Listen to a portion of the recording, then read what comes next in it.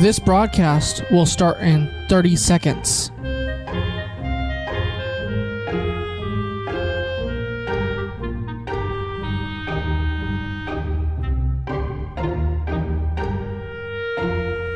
This broadcast will start in 15 seconds.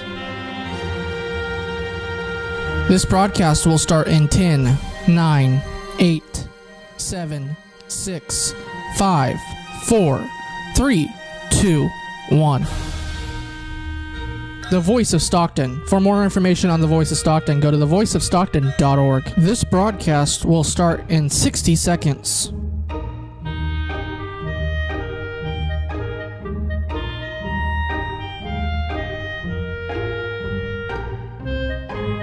This broadcast will start in 45 seconds.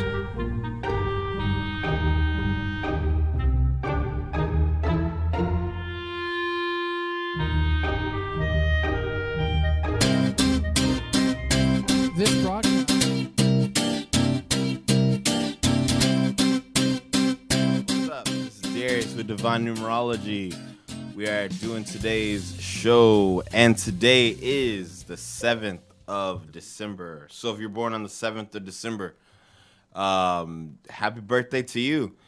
If you're born on the 7th of December, then what that means is that you have the energies of the number 7, which is trust, openness. It deals with spirituality. It deals with looking into the deep things, looking into the mysteries, wanting to understand the sacred things in life. I want to welcome you guys all to my show. It's typically on Fridays at 3 o'clock, shortly after 3.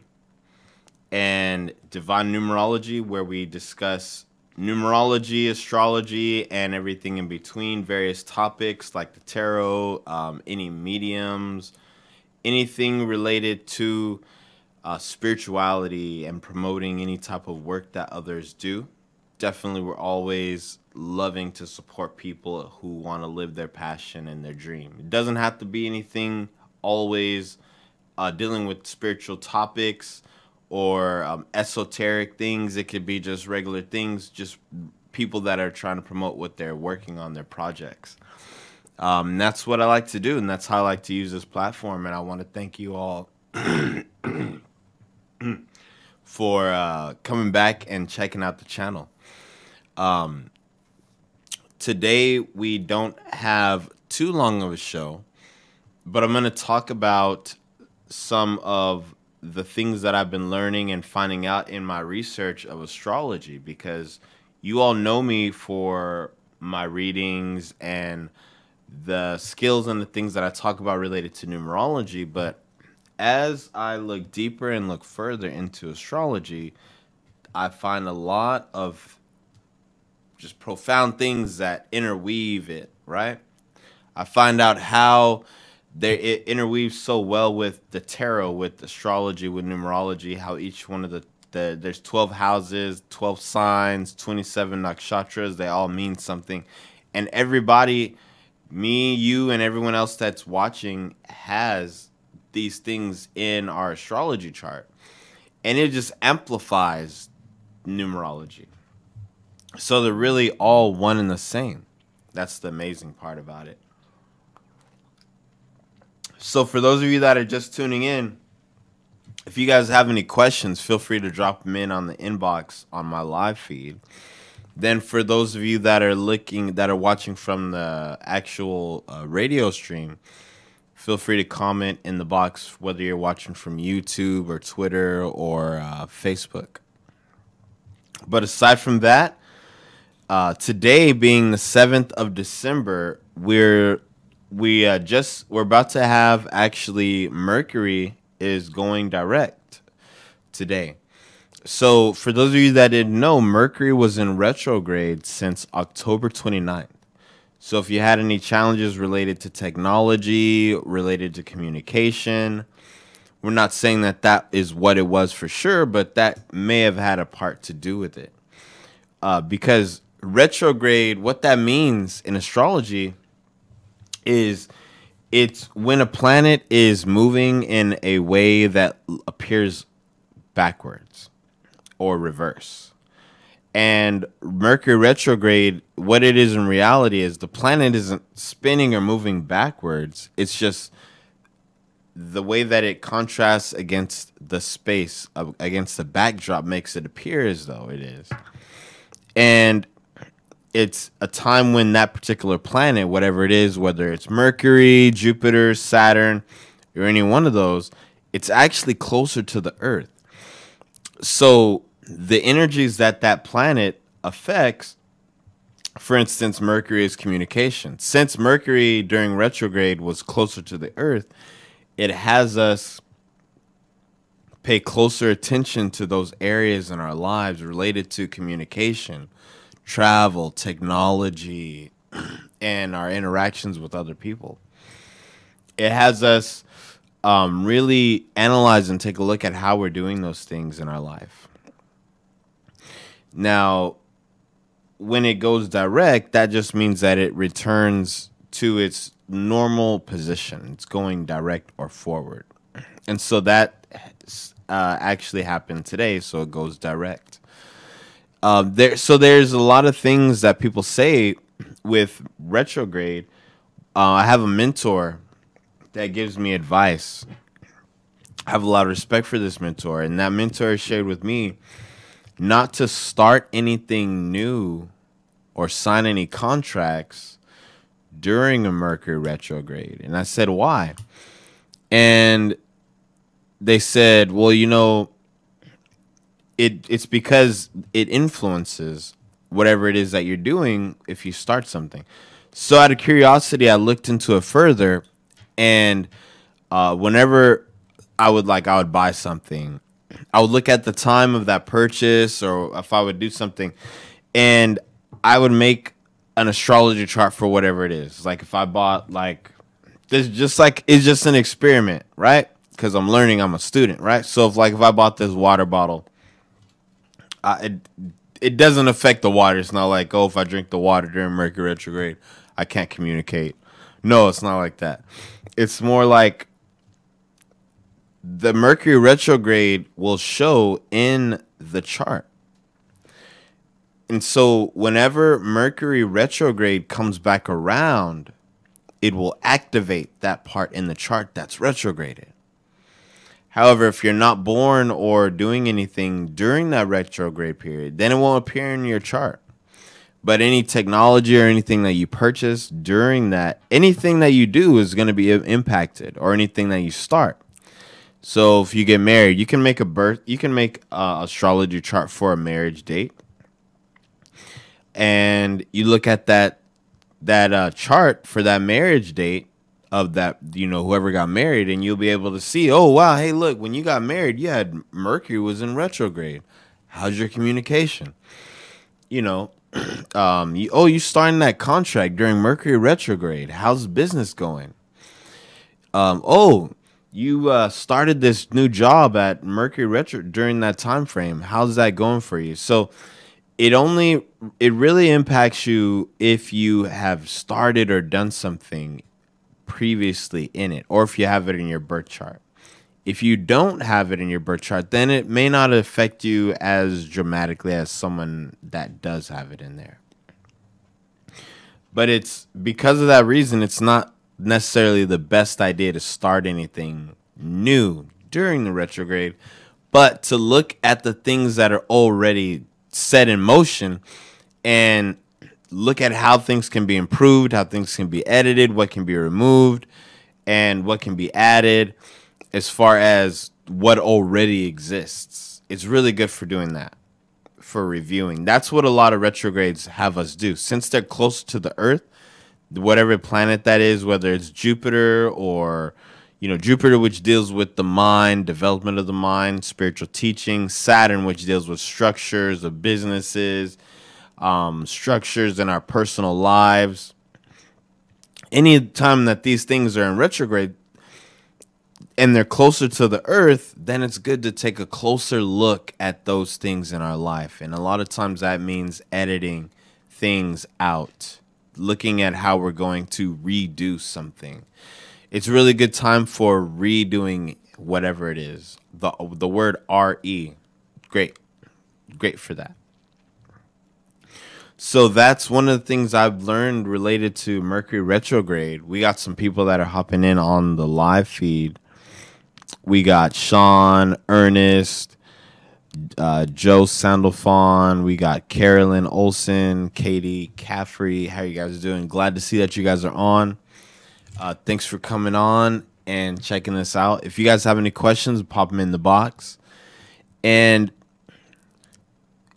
it's really exciting going, just experiencing this whole process of learning and discovery. And see, because it gets to a point, I've mentioned this and I keep mentioning it. Astrology and numerology, just like, okay, look, I could tell you who you are, I could tell you this, and but what does it do in my life? What's it gonna do in my life that'll help me to, change my life in a positive way, get some results that I want, besides just you're able to tell me, who I am or what I do. What's the best type of work for me to get involved in? What's a good time for marriage? What's a good time for a relationship? How can I use this chart to create some prosperity in my life? Because you can use this for that reason. And that's one of the things I'm also looking into. Looking into the concept of activation. Activating these numbers, activating these signs. You see me wearing this sun, right? You see me wearing this sun. Then you also see the sign of Leo. This little thing on the sign of Leo. So when you see this, what does it mean? It's like, okay, the sign Leo is ruled by the sun. You see, so I'm carrying the symbolism with me. And as an experiment to see what happens. Because of the way that the sun is placed in my chart. The sun, all these different placements, they all have a certain meaning. Sun deals with, it's one of the significators of your career and what you'll be doing in life. And when it's in Leo, because Leo is ruled by the sun, it creates an interesting effect, right? Another thing is, why am I wearing the sun and why am I wearing the Leo is because the number 1, which I'm a 1 life path, is associated with the sun. So me and doing these experiments and seeing what happens, I'm able to share this information with you guys. And I'm able to show you how with your charts, you guys can do the same exact thing with your unique makeup. Because everyone has a different chart. Everybody's chart's going to look different. Everyone's going to have different planets and different houses and different signs. So we'll be able to use a certain, they call them remedies. We'll be able to create unique remedies specifically for you that you can use and activate your houses with. And there's lots of information on this, about this, that's been coming up. It's very interesting and very powerful. Let's see. So Jamie asks, Capricorn 1 through 5, 7, 9. So, oh wow, this is something too. I don't know if I shared it last week, but the age that you are. So, for those of you who are familiar with astrology to a certain point, you probably know that there's different houses. For those of you who don't know about that, there's 12 different houses in astrology. And depending on the age that you're at, each one of these ages, whatever age you are, will activate one of the 12 houses. So Jamie says that she says, oh, I'll be turning 40. So if you want to know what that is, 40, let's see. 40, that means that 37, 38, 39, 40. So when you turn 40, now it's not just because it's the number 4, okay? But you're turning 40, so that means that your fourth house will be activated. All right? The fourth house deals with the home. The fourth house deals with the mother. The fourth house deals with the stomach. The fourth house deals with home surroundings in astrology. Fourth house relates to so many different things. It can relate to the wealth of your siblings. It can relate to the courage of your family. And it's so interesting just how when one thing gets activated, it creates a domino effect in your entire life. Now, the ability to activate these numbers, these houses at will. See, this right here is where it's at. This right here is where it's at, because you could find out a way to use the numerology in this respect, right? So not only is it that you turn a certain age and you activate a house, but each one of the tarot cards is associated with a certain number as well. So you turn an age. So in this case, Jamie turns 40, right? So we all know that 4 and 0. 4 is structure, stability, process, and order. It's about laying foundations. So here's something maybe I haven't spoken about too much. There's this thing called personal year cycles. We get it from adding the day, month, and the year. That's one time cycle.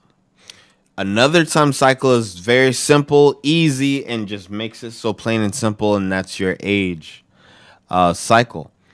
Whatever age you are. So 40, since she's turning 40, she's going into that age of 4 and 0. So that's an entire decade, right? 41, 42, 43, 44, 45, 46, 47, 48, 49. All these 9 years are influenced by the 4. So we're talking about structure, and combined with 0, which is expansion. Structure combined with 1, which is new beginnings to structure. So since she's turning 40 years old, it's going to be the expansion or the new idea, the new concept of new structures, potential, right? The potential of structures, the potential of things that can be. Plus, it also means that for the next 10 years, Jamie's probably going to be doing a lot more work, probably be a bit busier, taking care of things, getting things up in business. And that's one way we relate to it. Another thing is 40. The 40th card in the tarot is the Page of Cups. So the Page of Cups is the 40th card in the tarot. It's related to the water element because of the cups, and it's the Page, which is kind of like the youngest of the suits. It's kind of the one that's beginning on their journey in a way. And the cups brings to it the element of the water, emotions, dealing with the emotions, and since we're talking about structure, the structure of the emotions. And it's going to be activating the 4th house. So you can bridge all this together with this type of understanding. And it just keeps going on and on and on. The next time that Jamie will be activating the 4th house after she turns 40 will be age 52. Because it goes in that series. It just goes 40, 41, 42. Then it gets to 52, just like that, over and over. And so she says, I keep hearing the horoscope says change is coming and romance. Cool. Awesome. Now, here's where it gets really interesting. Now, I've never looked at Jamie's horoscope, okay? I've never looked at what your planets are, what position, what signs. So, the way to determine how it really impact you, and this is what makes it fun, is when we see what planets are contained in your fourth house, right? What sign is ruling the fourth house? Which planet is ruling that fourth house? That will give us a lot of insight. So then what sign is directly across from that house, the fourth? That's going to tell us, it's going to give us an idea of the kind of romantic partner that you may be involved with. And this is just barely scratching the surface. There's so much related to Vedic astrology. There's so many different systems and ways of interpreting and understanding this. And that's what makes it fun. You see, if you find out that you have a certain sign in, say, the 11th house of gains. I keep talking about that. I keep talking about the 11th house of gains. If you guys were tuned in on last week's episode, you probably heard my personal experience of experimenting with activating certain houses, seeing what activates it, seeing if it works, testing it out.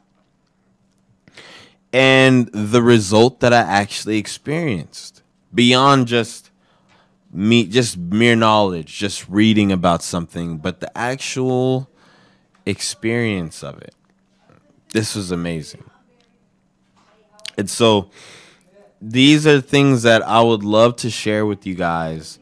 You guys are hearing me, and if you guys would like a reading, a numerology reading, or even if you want me to take a look at your astrology chart, send me a message on Facebook, and we'll actually take a look at what's in store for you, what possibilities. Now, look, I'll tell you what.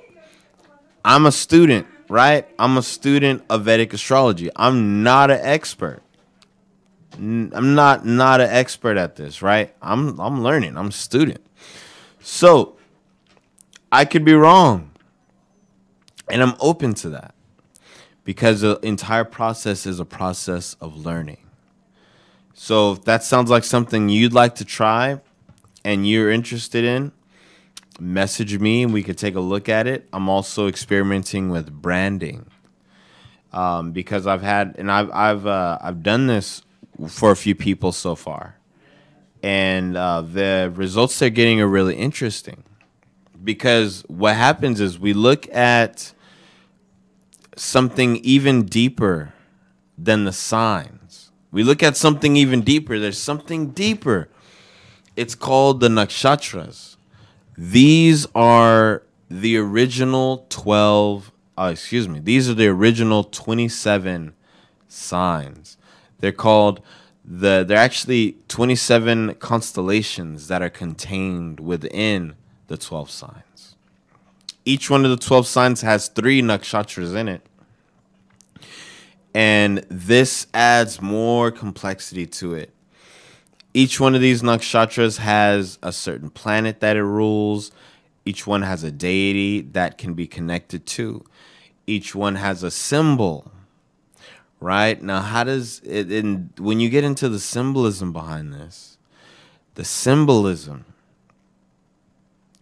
it's, even if you're not aware, you don't have to believe this stuff. You don't have to believe it. But it's going to be impacting you no matter what. Like, it already is. It has for your entire life. And you'll find, just as you find numbers have followed you all your life, you'll notice that a certain symbol or certain theme or a reoccurring dream, you'll find that you have this and you won't know why. You may not know why, but then when you look at your nakshatra placement, when you find out that your moon is placed in Rohini nakshatra, or your sun is placed in the Punarvasu nakshatra, or one of the other 25, and you find out that it has this symbol, whatever that symbol is, and that symbol has been in your dreams, you'll find out that if you connect with that particular symbol, it will reveal a lot to you. There's a really interesting placement.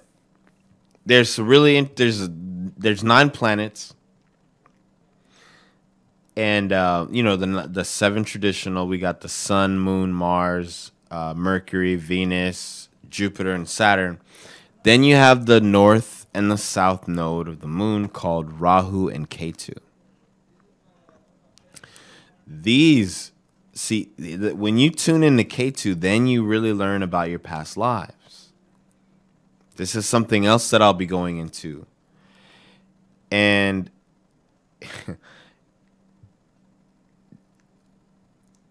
this Ketu is like a key.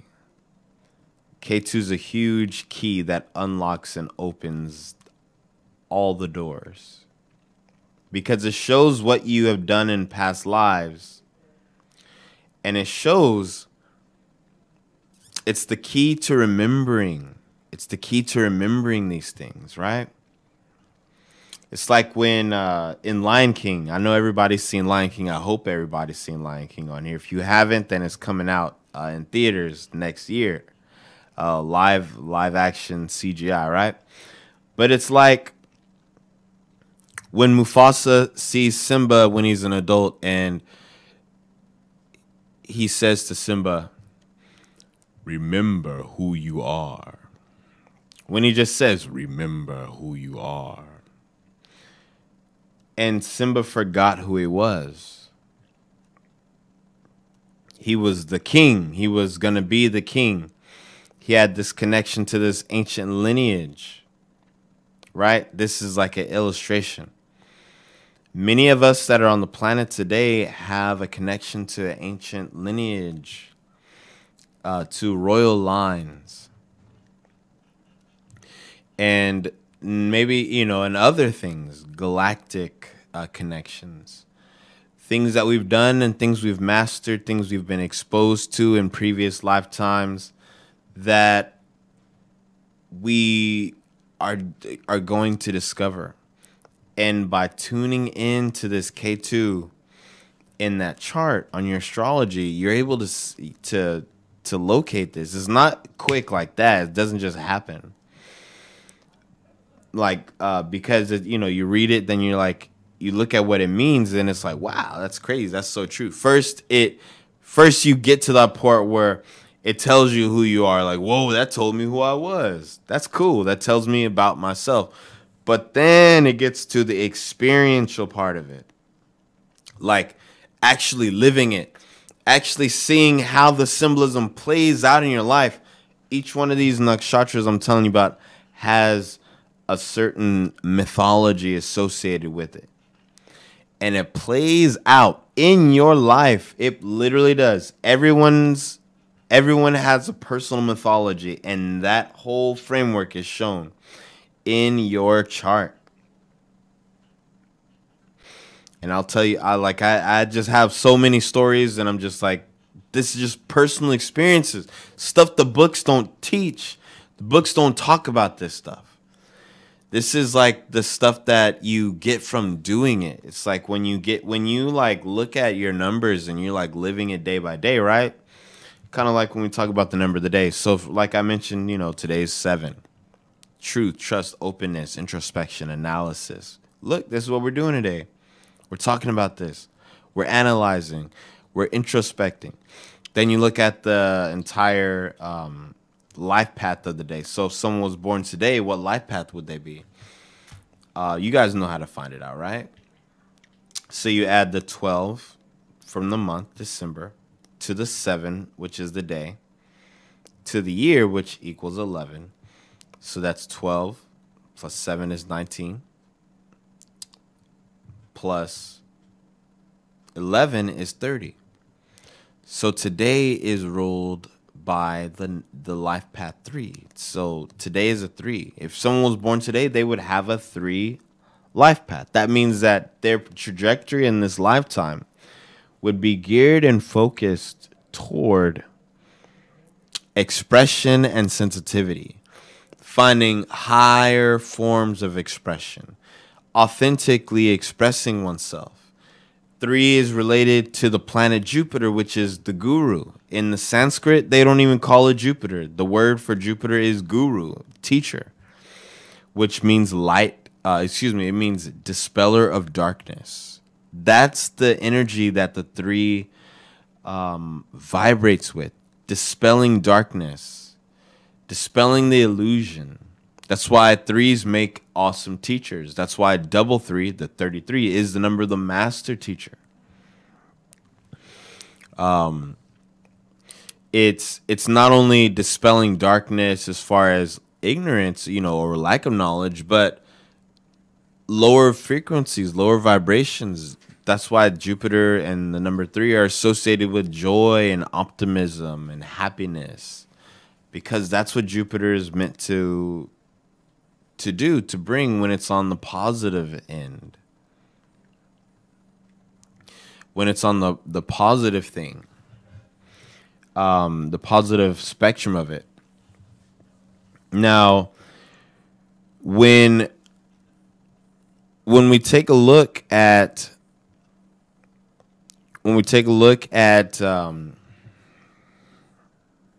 the negative side, every number has a negative side of it. Every number. Because we all have negative and positive. Nobody's only positive, no one's only negative. The negative aspect of the 3 is when it does not express itself. Because the 3 is about expansion. Jupiter, the planet, is about expansion. So when it's not doing that, when it's not expanding, guess what it's doing? It's imploding. There's a storm that's on Jupiter. It's constantly turning. It's a huge storm. You could fit like many of the planet Earths inside of this storm. That is the power of the mind of Jupiter. Right? Jupiter is a very powerful mind. The teacher. The 3 of the day energy. How appropriate that it would be combined with the 7 for today. Introspection combined with expression and expansion. So this storm that's on the planet Jupiter is one that can show either the negative or the positive. The storm in the mind is when the Jupiter or when the 3 gets like so scattered and like, oh, I can do this, I want to do that, I want to do this and that. And it doesn't get anything done. Versus when the 3 or Jupiter is focused, that storm, the energy and the power generated from that power can be channeled and directed in such a way that the 3 becomes unstoppable. And I've seen it many times. I've seen both sides many times. With people that have the 3 energy, people I work with, people that just in general in life, and how excellent teachers they are. So that's the energy of today. The specific number of today would be 30. We're adding the 12 plus 19 plus 12 plus the 19 from the day and the month. 12 plus 7 plus 11 gives us 30. And that's the personal day. The 30th card in the tarot is the 4 of Wands. 4 of Wands. It's the 4 of Wands. And the Four of Wands energy is about it really illustrates quite well the energy of 30, in the sense that the Wands is about dynamic power, dynamic energy, fire element, yang energy. 4 is structure. And if you look at the picture of the Four of Wands, you'll notice that it's showing a family. It's showing like a family way off in the distance on the tarot card, right? And they're all waving. It's like a daughter, a father, a child, and a daughter, father, mother, and a son. 4, the number of family. The 30th tarot card, which would be the like I just mentioned, the Four of Wands, would be placed on, let's see, it would be placed on the 6th house. So, see, now, see, this is experimentation. See, this is experimentation. And this show's gonna be off in about 5 minutes. So I'm gonna cut this off. If you guys want a reading, if you guys want to see what your chart is saying about you, message me so that we can take a look at it. All right? Message me, and I know that in the past I've done only the birthdays and the full names.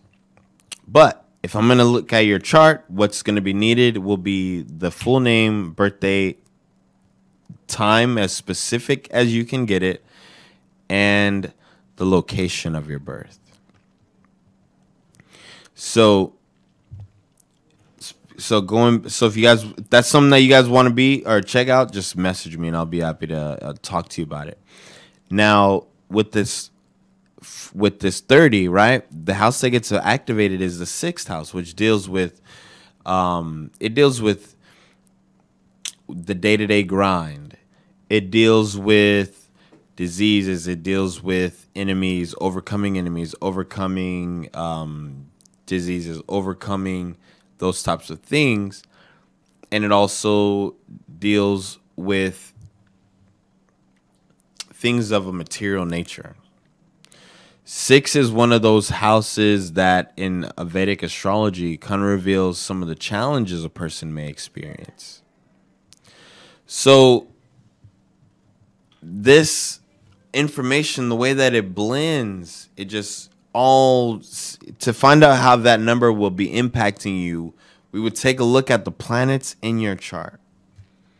What planet's sitting in the 6th house in your chart? What's in your wallet, right?